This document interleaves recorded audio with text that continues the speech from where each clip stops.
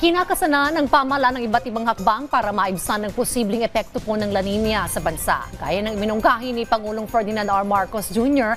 na pagbuo ng Comprehensive National Flood Control Program. Si Bian Manalo sa report.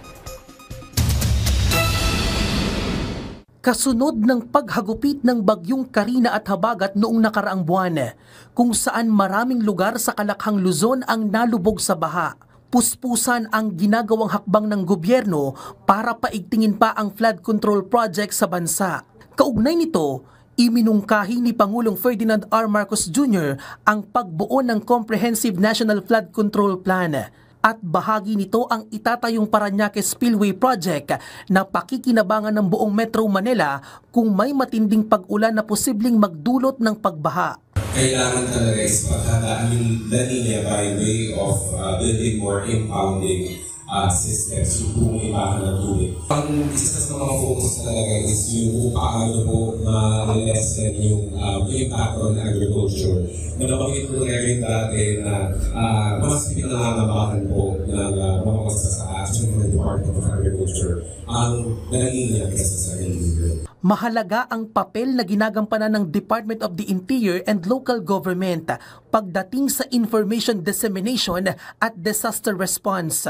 Matatanda ang noong nakaraang linggo nagdaos ng Dam and Flood Conference ang DILG. Dito tinalakay ang pagsasaayos ng komunikasyon tuwing may pagbaha at magpapakawala ng tubig sa mga dam. Ilang concerned agencies ang patuloy na nagpapadala ng text message sa publiko bilang babala kung may panganib na nakaamba. Patuloy na tinutugunan ng pamahalaan ang nararanasang issue sa network connectivity sa pagkakaroon ng epektibong komunikasyon. Sa ngayon, prioridad naman ng Agriculture Department ang water management. Tinuturuan ng farming methods ang mga magsasaka para kung sakaling mapuno ng tubig ang mga sakahan ay magagamit nila ang tubig para hindi masira ang mga pananim. Ipinunto rin ang mahalagang papel ng media sa pagpapakalat ng impormasyon. Katunayan, nauna nang nag-commit ang inyong People's Television Network na maaaring gamitin ang airwaves nito kung may mga kalamidad at matinding pagbaha. Mag-e-explore pa po kami ng options at makikipag-usap po kami sa mga private media, sa mga kapatid natin sa media, kung paano po magagamit din yung kanilang airwaves para po sa communications and warning system. Kinilala rin ang mahalagang gampanin ng barangay tuwing may kalamidad.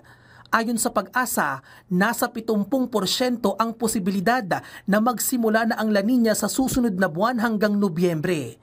At inaasahang tataas pa ito sa Disyembre hanggang sa unang quarter ng 2025. Bukod sa La Nina, hamon din ang rainy season at pagpasok ng mga bagyo sa bansa.